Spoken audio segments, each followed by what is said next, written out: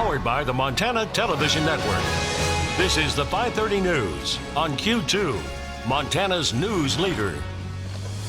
Good evening and thanks for joining us. I'm Russ Riesinger. And I'm Janelle Slade. Tonight, the latest in the growing concern that America's favorite pastime could become a thing of the past in many cities, including Billings. Next week at its winter meetings, Major League Baseball owners and executives will be talking about a proposal that could eliminate more than 40 minor league baseball teams and bring an end to the Pioneer League as we know it here in Montana. Now more members of Congress are getting involved, organizing a Save Minor League Baseball task force in hopes the plan can be stopped before it's too late. Q2's David J. talked to the owner of the Billings Mustangs this afternoon to get his reaction. David, what did he have to say? Russ, Jeanelle, Dave Heller says it's imperative to have the support of Congress, and he met with several members of the House and the Senate, including Senators John Tester and Steve Daines today. Heller also likes the Save Minor League Baseball Task Force and says it is bipartisan. The House heard from Minor League Baseball's president and owners at its inaugural meeting. The task force will advocate for the 42 communities that could lose teams under the Major League Baseball proposal. Heller says the minor league baseball issue has brought together all political parties and those in the bigger markets in baseball as well. And he talked about the importance of having that backing from Congressman Gianforte and the senators. I think it's life or death for the Billings Mustangs. Without it, we run the very real risk of being wiped out by Major League Baseball. I don't think they care one iota what Dave Heller thinks or what the people of Billings, Montana think. I think they do care very much what members of Congress in general and United States senators think in particular. And Dave Heller expects the Senate to propose its version of the task force. Major League and minor league negotiators will meet starting on Friday in Anaheim to work out a new professional baseball agreement. Janelle, Russ? All right, thanks so much, David. Well, Senator Tester also posting about this on Facebook this morning. Now, his post says the Pioneer League is just one set of many minor league teams that provide family fun, spur economic growth, and create long-lasting communities in rural America. We've got to make sure these leagues are here to stay. And Senator Daines also weighing in this morning in a letter sent to the Commissioner of Baseball. He says the cities of Billings, Great Falls, and Missoula have made significant investments into stadiums using public funds. I hope Major League Baseball will continue to make the same commitments to Montana communities.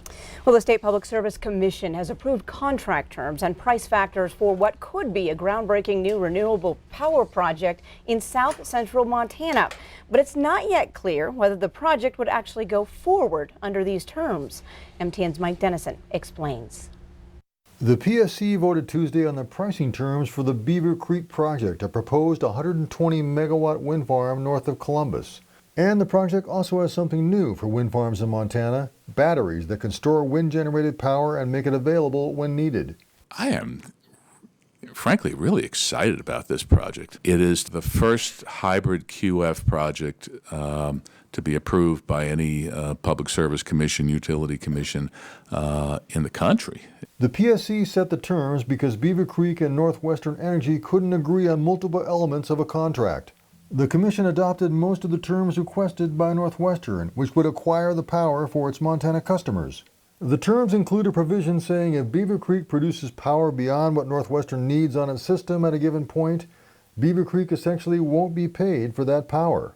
Koopman said the Commission wanted to be conservative to protect consumers from paying too much. We want to be, ever mindful that our responsibility as a commission, yes, is to encourage projects like this, and is also to, as much as we possibly can, assure to the ratepayer that they are getting fair, reasonable, affordable rates and reliable energy. The developers of Beaver Creek told MTN News they're waiting to see a final written order before commenting. But if they can't make a profit based on terms approved by the PSC, they basically have two options: walking away from the project or taking the PSC to court. Reporting from Helena, Mike Dennison, MTN News. Thanks, Mike. Now, federal and state laws outline how renewable power projects like Beaver Creek should be priced for utilities. A man who strangled a woman on the Northern Cheyenne Reservation nearly 2 years ago will spend the next 25 years in prison. 36-year-old Randy Lee Littlebird pled guilty in July to second-degree murder, strangulation, and domestic abuse by a habitual defender. He killed the victim, identified only as Jane Doe, at their shared residence in February of 2018 after a fight broke out after a day of drinking. Little Bird originally claimed the woman had killed herself with a rope and he'd only moved the body, but then later confessed, according to prosecutors. Little Bird had faced up to life in prison. And a recent Billings senior graduate has died after being struck by a vehicle while walking along a highway along the High Line. According to a Phillips County Sheriff's press release, 18-year-old Cash Austin Taylor was pronounced dead after emergency personnel responded to a report of a pedestrian struck on U.S. Highway 2 near Saco. The incident happened around 12:30 Sunday morning and is now under investigation. Taylor graduated from senior high school last spring and was attending Montana State University in Bozeman.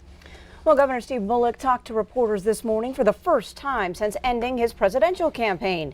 The Democratic governor said his 6-month campaign was an incredible experience, but it became clear to him that he wasn't making much headway in a crowded field. The most recent poll in Iowa had Bullock at less than 1%. Now, Bullock also reiterated he's not running for the U.S. Senate here in Montana, but said he expects to campaign for Democrats both in-state and perhaps nationwide.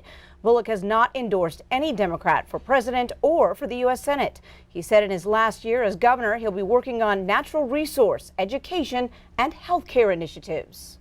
I don't know that there was that one moment or epiphany where I said, this isn't going to happen. You can look at any number of reasons why in a crowded field I didn't break through, but at the end of the day, I didn't. So it made sense to me to get out now. Now, Bullock is not able to run for re-election as governor because of term limits. Well, Zoo Montana receiving a $51,000 state tourism grant that will be used for the construction and marketing of the zoo's highly anticipated sloth exhibit. The grant is through the Montana Department of Commerce's Eastern Montana Tourism Partner Initiative, and Zoo Montana was one of 8 Eastern Montana projects to be funded during the first round of grants. Zoo Montana Executive Director Jeff Ewelt says the addition of a Hoffman's two-toed sloth in the sloth exhibit will allow the zoo to educate guests and students on the importance of wildlife and habitat conservation, while also delving deeper into the evils of wildlife trade. The zoo hopes to begin construction on the new sloth exhibit as soon as possible. We cannot wait around here. Well, there's more news from across our state. On tonight's MTN 9 o'clock news, 2 Montana dispatchers honored for their efforts in saving 2 lives within days of each other. Join me for that story and much more tonight at 9 on the CW. But first, still to come on tonight's 5:30 news, the Billings Brew Pub that started it all celebrating a big birthday today. We're going to take you there. And tonight in sports, the Super Bowl of Rodeo opens tomorrow in Las Vegas, and Scott has your 3-minute guide. Temperatures were running about 10 degrees above seasonal averages this afternoon. We hit it well up into the upper 40s, 47 for the official high, but a chance of more showers working into the forecast. Details in just a little while. You're watching MTN News with Jeanelle Slade and Russ Riesinger, Storm Tracker weather with Bob McGuire, and sports with Scott Green. This is the 5:30 news on Q2, Montana's news leader.